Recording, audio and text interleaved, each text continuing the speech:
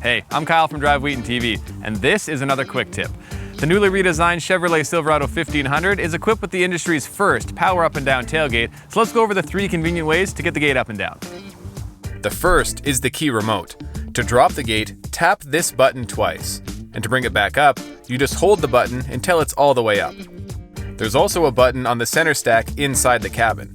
To lower it, you push it, and to raise it, you hold the button down until the tailgate is all the way up, just like on the key remote. The third and simplest way is the button on the actual tailgate itself. Push it to bring the gate down, and then simply just push it again to bring the gate back up. Quick and easy.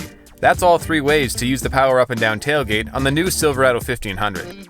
If you want more information on the redesigned Silverado, check out our in-depth review, and stay tuned for more quick tips.